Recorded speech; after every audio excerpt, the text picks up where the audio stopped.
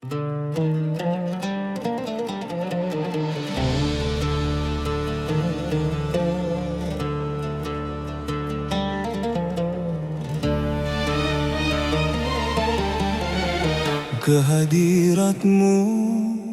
yang maha suci, aku bersimpuh meraba diri, memohon setitik cahaya ilahi menembus gelapnya relung hati.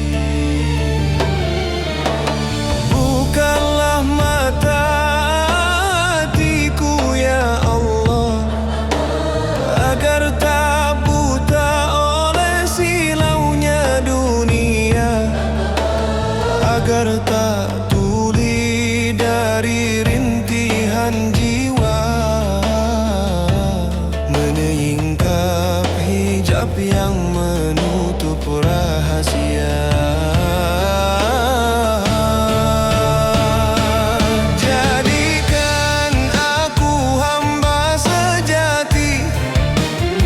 Yang teguh melangkah di jalan abdi,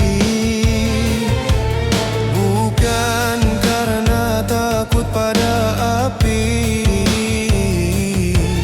bukan karena rindu surga yang menanti, namun murni karena cinta yang hakiki.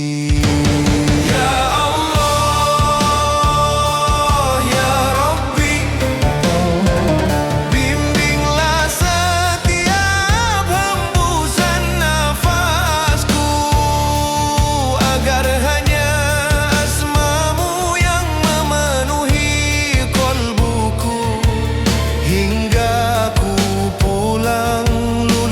dekapan ridho-Mu,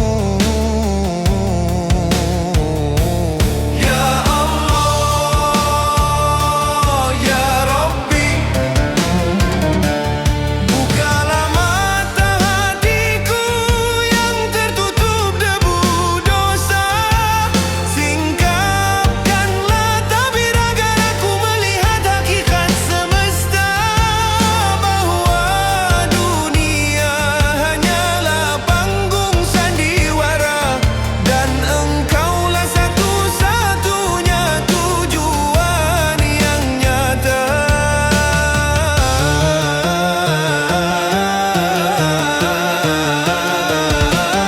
Ya Allah,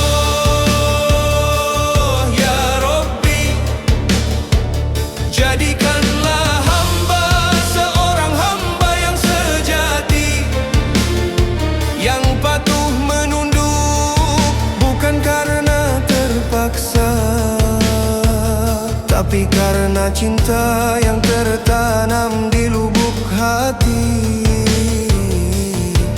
Rahmat-Mu adalah nafas, ridho-Mu adalah cita-cita.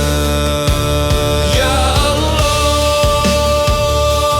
ya Rabbi, terangilah batinku dengan nur hidayah-Mu, agar lidahku selalu basah dengan zikir dan syukur. Kuatkan jiwaku ini dalam ketaatan pada aturan-Mu, hingga akhir hayat hamba sujud dalam ikhlas dan hidmah.